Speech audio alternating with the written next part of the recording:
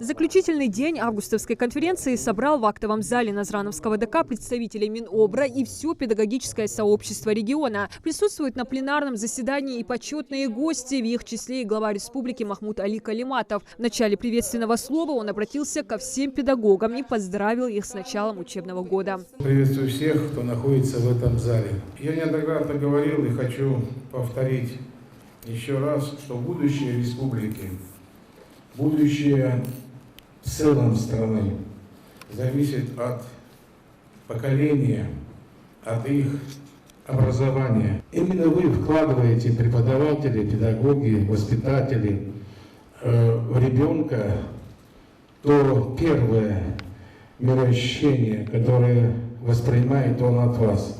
И будущее последующим ему легче будет адаптироваться в этой жизни. Они у нас способны. Надо просто увидеть, вовремя увидеть, что, на что способен каждый. Но это сложно, наверное, но все-таки.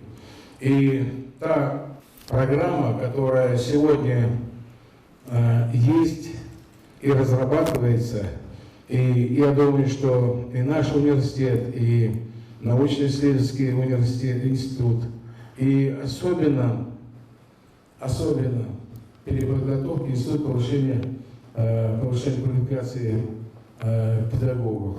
Я хотел бы, чтобы уровень там еще поднимался выше, чтобы вы могли те новшества, которые сегодня у нас есть в стране в целом, наука нам приносит их, преподносит их. Я хотел бы, чтобы вот эти новшества были внедрены у нас в республике. Махмуд Али Калиматов подчеркнул, что в этом году его порадовали результаты ЕГЭ. Для проведения единого госэкзамена в регионе открыли 8 пунктов. Следили за частотой проведения и сдачи ЕГЭ. Золотых медалей в этом году удостоился 251 выпускник. Я сегодня с большим удовольствием хочу сказать, что вот этот год просто поблагодарить вас за тот труд, за то внимание. Вот у нас 8 пунктов было, да, ЕГЭ проходило. Вот 8 пунктов у нас нарушений, вот таких, чтобы нам там какие-то были высказаны претензий, не было. Справедливость в корне меняет отношение детей к нам. И самое главное, я уже министру просвещения сказал, Исета Ибрагимовне, 251 золотой медалью, 100 бальников столько.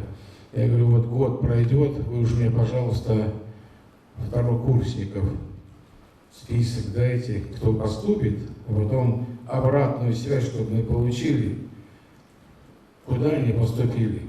На 15 дискуссионных площадках, развернувшихся накануне, наметили ориентиры в дальнейшей работе перед стартом нового учебного года, а также проанализировали достижения и тенденции развития региональной системы образования. Их в своем докладе озвучила министр образования региона Эсет Бокова. Так, в рамках нацпроекта образования удалось реализовать масштабную внеурочную деятельность в школе благодаря участию в 2 подпроектах «Точка роста» и «Успех каждого ребенка». В рамках реализации проекта «Успех каждого ребенка» в 105 образовательных учреждениях 300 учебных кабинетов оснащены современным оборудованием, создано 8256 новых мест дополнительного образования. Проект охватил аудиторию из 49 536 детей и молодежи, получающую дополнительное образование по 6 направлениям. Более 400 преподавателей прошли переподготовку по представленным направлениям. В этом году более 300 тысяч книг закупили и для ингушских школ. По поручению главы республики решен вопрос с бесплатным горячим питанием для учащихся начальных классов. Им обеспечили 36 тысяч школьников. 45 пищеблоков соответствовали всем санитарным нормам. На особом внимании находились и 27 школ, где не было условий для приготовления еды ученикам. Благодаря эффективному решению руководства республики в этих 27 школах за счет средств регионального бюджета построены пищеблоки, соответствующие требованиям санитарных правил и норм. На сегодняшний день 100% учащихся начальной школы нашей республики обеспечены комфортными условиями для организации питания. Замминистра образования Ахмед Парагульгов затронул вопрос цифровой грамотности учащихся. В век современных технологий детям нужно знать, что представляет из себя IT-сфера, и задача Минобра – помочь учащимся в этом. Причем начинать прививать такой интерес детям нужно уже с детского сада. В 2024 году поддерживаем наша заявка. Порядка 75 кабинетов цифрового характера у нас будет реализованы на базах дошкольных учебных учреждений. Мы специально выбрали именно эту траекторию. Нам очень важно именно с детского сада начинать погружать детей в технические цифровые компетенции. В числе гостей и участников, рассказавших о новых программах на конференции, выступили преподаватели Московского физико-технического института. Доцент кафедры высшей математики Анна Габдурафикова в своем приветственном слове отметила, что на сегодняшний день институт является лидером по довузовской подготовке школьников. Образовательное учреждение готово к сотрудничеству с нашим регионом. В результате вот такого комплексного сотрудничества любой школьник из самого удаленного уголка республики имеет возможность получить качественное образование на высоком уровне. И я бы хотела отметить примером такой реализации такой возможности является история Тагира Аушева, вашего соотечественника, который история простого сельского школьника, который благодаря обучению в ЗФТШ в нашей школе сумел поступить в МФТИ и в дальнейшем стать ведущим ученым мирового уровня. Ну а заключительной частью пленарного заседания стало уже принятие резолюции. В ней отразили задачи реализации региональной образовательной политики в новом учебном году. Будут реализованы следующие задачи.